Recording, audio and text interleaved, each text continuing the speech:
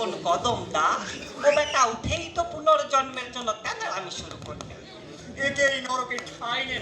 দেখো দেখো মাথা মোটা জমের কাণ্ডখানা একবার দেখো। একে সঙ্গে রাখো। লোকটা পাপী। পাপী? আগে হ্যাঁ, 3 পোয়া পাপ।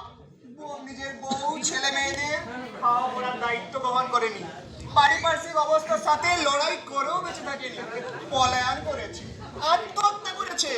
আত্মহত্যা মহাপাপ, ওর নরক। ধরা টিমের বিচার। এ রোগা পেটকার লোকটা খেতে পায় না, এ নাকি সংগ্রাম করবে। সংগ্রাম করে জোর আছে? থেকে থেকে দোদমার মতন গলা ফাটাবে না জম, এটা যাত্রার আসন নয়। আসলে খেতে পারবে না বলে যে লড়াই করতে পারবে না সেটাও যেমন কোনো কথা নয়, আবার খেতে পেলেই যে লড়াই করবে তাও নয়।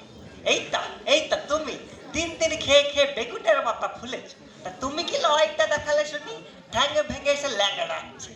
আসলে আসলে যার লড়াই করার সে এমনি লড়াই করবে, আর যে করবে না সে করবে না, ওটা ভেতরের ইচ্ছে। বুঝেছ? দেখে তোলো ওকে এবার। এই, তোলো।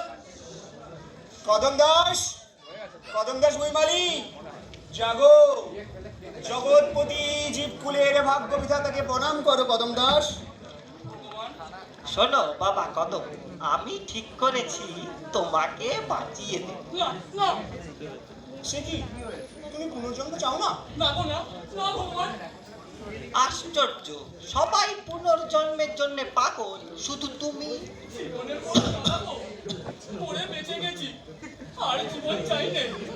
কিন্তু এখানে থাকলে তোমার যে নরক। সেও ভালো।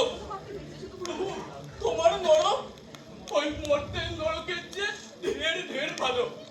আর মরতে যাব না গো। কেন সবাই তো মর্তে কত কিছু রেখে এসেছে, মর্তে নাকি অনেক মধু, তা তুমি কি কিছুই রেখে আসনি? আমিও রেখে এসেছি জ্বালা, খালি জ্বালা। মধু নয় গো ভগবান, ও যে মৌমাছির ভুল। ও জ্বালায় চলতে তুমি আমাকে আর পাঠিও নে, দোহাই তোমার। আশ্চর্য, সবার সব ছিল, শুধু তোমারই কিছু ছিল না।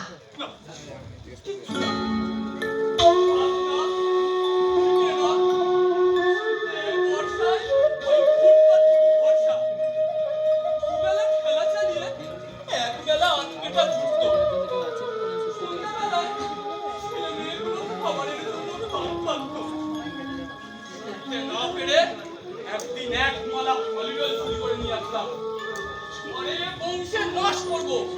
তার মানে তুমি পুত্র কন্যাদের হত্যা করতেই হলিডল এনেছে?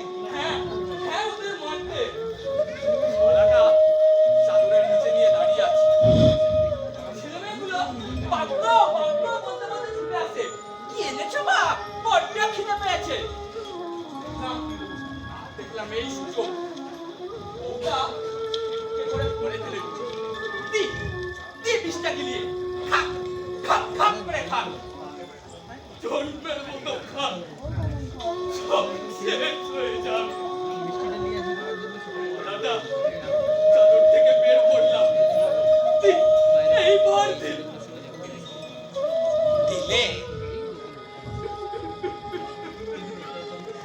না, পারলাম না। ও ভগবান, বিষটা ওদের মুখে ঢালতে গিয়ে তুমি যে আমার মুখে মানা করলে, বাপ হয়ে বাচ্চাদের মৃত্যুতে বিষ তুলে দিসটা কত? বিষটা ওদের মুখে ঢালতে গিয়ে আমি নিজের মুখে ঢাললাম।